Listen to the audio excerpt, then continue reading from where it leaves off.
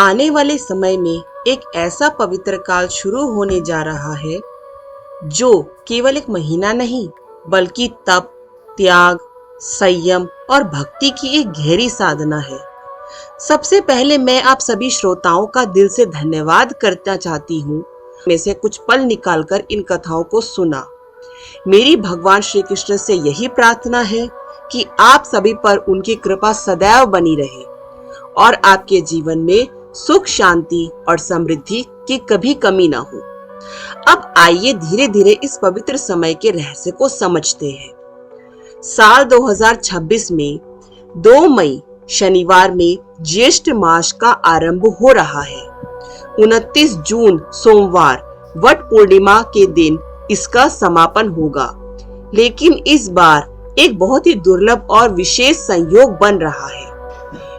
इस बार इस ज्येष्ठ मास में अधिक मास जुड़ रहा है, जिसे हम पुरुषोत्तम मास या मल मास के नाम से भी जानते हैं। इसका अर्थ क्या है? इसका अर्थ है कि जो समय सामान्यतः 30 दिनों का होता है वो इस बार 60 दिनों तक विस्तारित हो जाएगा। यानी भगवान की कृपा पाने का अवसर और अपने कर्मों को सुधारने का समय 2 गुना हो जाएगा। सनातन धर्म में हर तिथि, हर व्रत, हर मास का अपना एक आध्यात्मिक महत्व होता है और हर मास का एक स्वामी देव भी होता है। ज्येष्ठ मास के स्वामी है मंगल देव। इसीलिए इस पूरे मास में मंगलवार का विशेष महत्व होता है। इस दिन व्रत रखना, दान करना और भगवान की कथा सुनना, ये सब हमारे जीवन में सकारात्मक ऊर्जा लाते हैं। अब सोचिए, ज्येष्ठ मास यानी साल का सबसे गर्म समय, जब सूर्य देव अपनी सबसे प्रचंड अवस्था में होते हैं, और यही कारण है कि इस मास में सबसे बड़ा पुण्य माना जाता है जलदान। क्योंकि जब प्रकृति तप रही होती है तब किसी प्यासे को पानी पिलाना सीधे भगवान की सेवा के समान होता है। अगर आप कुछ बड़ा नहीं कर सकते तो कोई बात नहीं, लेकिन अपने घर के बाहर एक पानी का बर्तन जरूर रखें, पक्षियों के लिए पानी रखें, राह चलते किसी प्यासे को पानी पिलाएं। यकीन मानिए, ये छोटे छोटे कर्म आपके जीवन में बड़े बदलाव ला सकते हैं। इसके अलावा आप अपनी श्रद्धा और सामर्थ्य के अनुसार वस्त्र दान, अनाज दान, फल सब्जी, चप्पल, जूते, छतरी या फिर किसी आश्रम में भोजन सामग्री का दान कर सकते हैं। इस मास में सूर्य देव की उपासना का विशेष महत्व है। हर सुबह उगते सूरज को जल अर्पित करना आपके जीवन से नकारात्मकता को दूर करता है। और एक बहुत ही सुंदर बात, सूर्य देव को हनुमान जी का गुरु माना जाता है। इसीलिए इस मास में हनुमान जी की पूजा करने से विशेष फल प्राप्त होता है। मान्यता है कि इसी ज्येष्ठ मास में भगवान श्री कृष्ण और हनुमान जी का प्रथम मिलन हुआ था और इसी कारण इस मास के मंगलवार को बड़ा मंगलवार कहा जाता है। यह दिन हनुमान जी की कृपा प्राप्त करने का सबसे शक्तिशाली अवसर माना जाता है। अब आइए इस पूरे पवित्र काल के प्रमुख व्रत और त्योहारों को समझते हैं। 2 मई नारद जयंती, ज्येष्ठ मास प्रारंभ। 5 मई एकदंत संकष्टी चतुर्थी। 12 मई हनुमान जन्मोत्सव। 16 मई वट सावित्री व्रत और शनि जयंती। और यही से शुरू होता है अधिक मास 17 मई से। 25 मई गंगा दशहरा। 27 मई पद्मिनी एकादशी। 31 मई अधिक मास पूर्णिमा। 7 जून भानु सप्तमी। 11 जून परम एकादशी। 14 जून अमावस्या। 15 जून अधिक मास समाप्त। 25 जून निर्जला एकादशी, सबसे बड़ी एकादशी। 29 जून वट पूर्णिमा, ज्येष्ठ मास समापन। अब आज का दिन विशेष रूप से समर्पित है न्याय के देवता शनि देव को। तो चलिए अब सुनते हैं एक ऐसी कथा जो सिर्फ कहानी नहीं बल्कि जीवन का कठोर सत्य है। शनि देव की विस्तृत कथा यों आरंभ होती है। एक समय की बात है, सभी नवग्रहों में विवाद छिड़ गया। सबसे बड़ा कौन है? सूर्य बोले, मैं सबसे शक्तिशाली हूँ। चंद्रमा बोले, नहीं, मेरे बिना जीवन अधूरा है। मंगल, बुध, बृहस्पति, शुक्र और हर कोई खुद को श्रेष्ठ साबित करने लगा। जब विवाद बढ़ गया तो सभी देवराज इंद्र के पास पहुंचे। इंद्रदेव ने सभी को देखा और मन ही मन घबरा गया। उन्होंने कहा, हे देवताओं, इस विवाद का निर्णय मैं नहीं कर सकता। पृथ्वी पर एक महान राजा है, राजा विक्रमादित्य, न्यायप्रिय है, वही इसका निर्णय करेंगे। सभी ग्रह राजा विक्रमादित्य के दरवाजे पर पहुंचे। राजा ने जब यह सुना तो वे चिंतित हो गए। यदि मैंने किसी को छोटा बताया तो वह क्रोधित हो जाएगा। तभी उसके मन में एक विचार आया।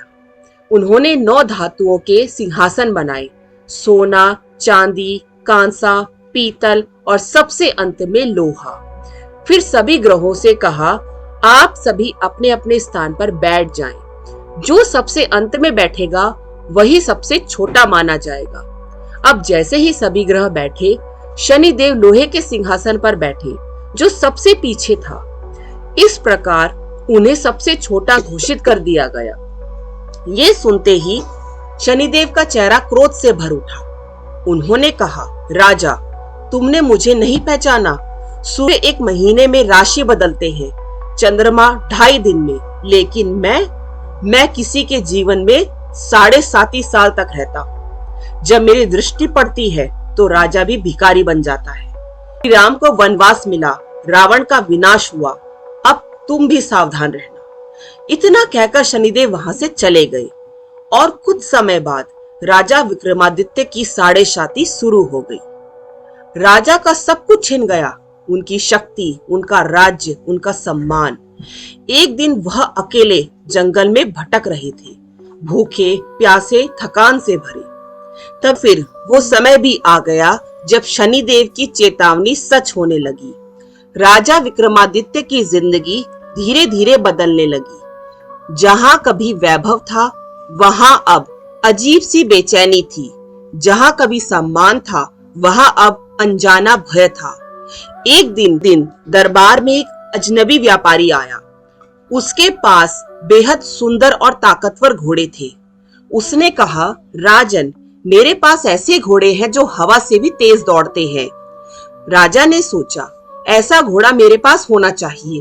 उन्होंने अपने सेवक को आदेश दिया, सबसे अच्छा घोड़ा चुनो। सेवकों ने एक घोड़ा चुना। वो देखने में जितना सुंदर था, उतना ही शक्तिशाली भी।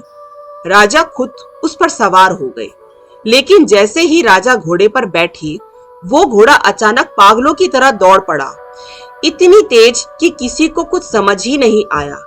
राजा चिल्लाते रहे, रुको रुको, लेकिन घोड़ा नहीं रुका।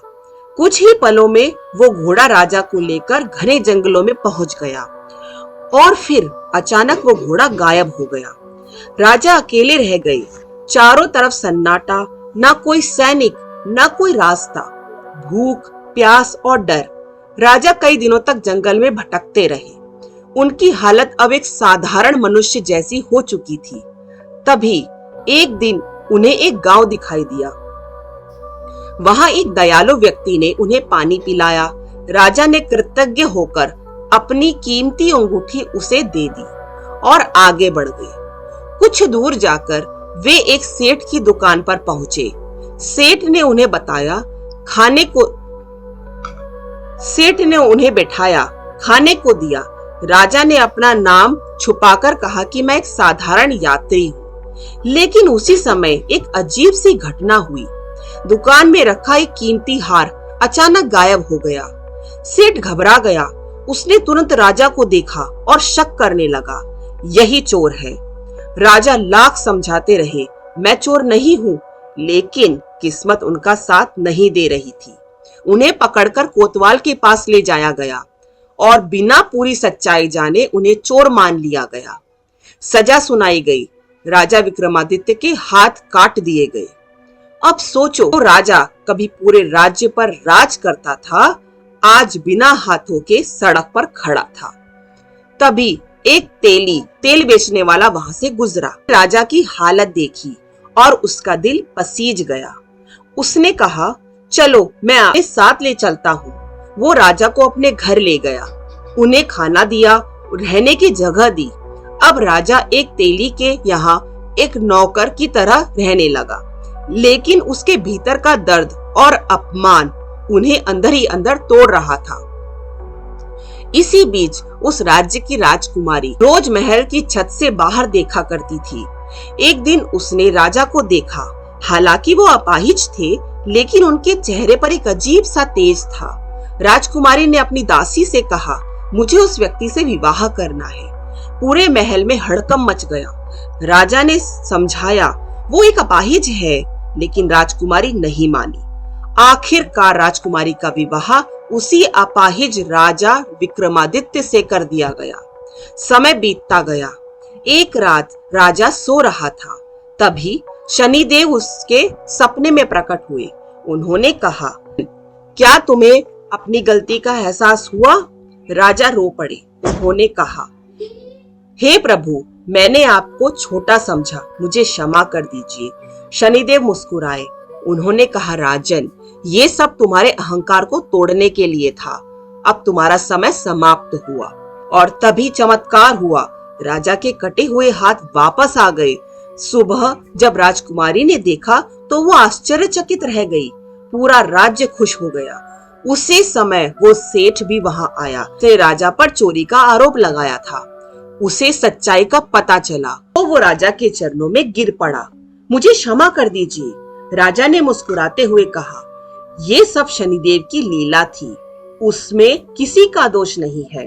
इसके बाद राजा विक्रमादित्य अपने राज्य लौटा, जहां उनका भव्य स्वागत हुआ। और उस दिन के बाद राजा ने प्रण लिया कि वे हर दिन शनिदेव की पूजा करेंगे और उनकी कथा का प्रचार करेंगे। ओम शन शनेश्चराय नमः।